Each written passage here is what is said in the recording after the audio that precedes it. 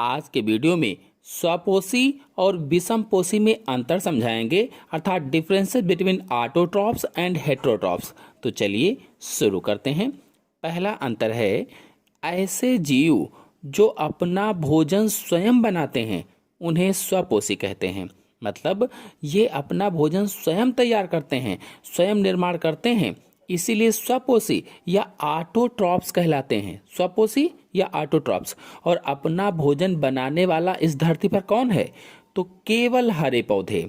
हरे पौधे कुछ जीवाणु होते हैं, युगलीना है, ये अपना भोजन स्वयं बना लेते हैं। मेनली अगर देखा जाए, मुख्य रूप से अगर देखा जाए तो हरे पौधे ही अपना भोजन बनाते हैं, इसीलिए इन्हें उत्पादक अथवा प्रोड्यूसर भी कहा जाता है। क्योंकि ये अपना भोजन स्वयं बना लेते हैं, इसलिए हरे पौधों को उत्पादक या प्रोड्यूसर भी कहते हैं। जबकि जो विषमपोषी होते हैं, ये ऐसे जीव जो अपने भोजन के लिए पूरी तरह से या आंशिक रूप से किसी दूसरे जीव पर निर्भर करते हैं, तो उन्हें ही क्या कहा जाता है? विषमपोषी या हेटेरोट्रॉफ्स कहा जाता है। ऐसे जीवधारी जो अपने भोजन के लिए दूसरे जीवों पर निर्भर रहें या निर्भर रहते हैं, उन्हें क्या कहते हैं? विषमपोषी या हेटेरोट्रॉफ्स कहा जाता है। क्योंकि ये अपने भोजन के लिए दूसरे जीवों पर निर्भर रहते हैं, इसीलिए इन्हें उपभोक्ता भी आप कह सकते हैं। उपभोक्ता जैसे अमीबा है, मेढक है, मनुष्य है, ये सब क्या होते हैं? विषमपोषी होते हैं या हेटेरोट्रॉफ्स होते हैं। दूसरा अंतर है, स्वपोषी प्रायः क्लोरोफिल की उपस्थिति के कारण हरे होते हैं। चूंकि क्लोरोफिल होता है, क्लोरोफिल की प्रेजेंट के कारण ये हरे होते हैं।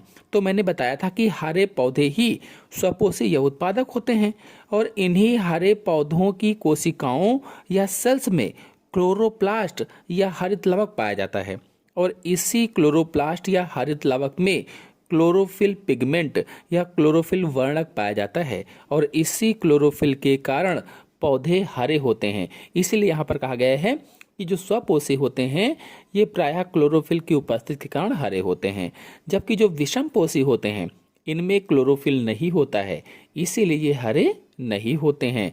कहने का मतलब ये है कि विषमपोषी या हेटेरोट्रॉफ्स में क्लोरोफिल नहीं पाया जाता है।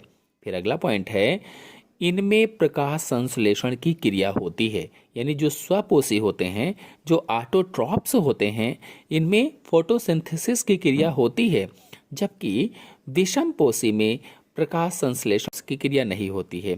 तो देखिए, जो प्रकाश संश्लेषण क्रिया है ये भोजन निर्माण करने की क्रिया होती है, भोजन बनाने की क्रिया होती है, जिसमें CO2 और जल मिल करके प्रकाश और क्लोरोफिल की उपस्थिति में ग्लूकोज या कार्बोहाइड्रेट का निर्माण करते हैं, और यही भोजन होता है।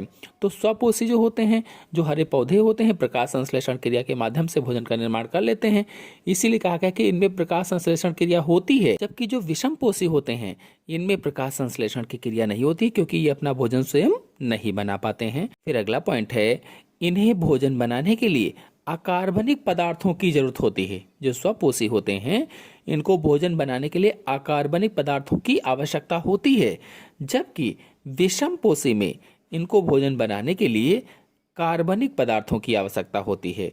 कार्बनिक पदार्थों की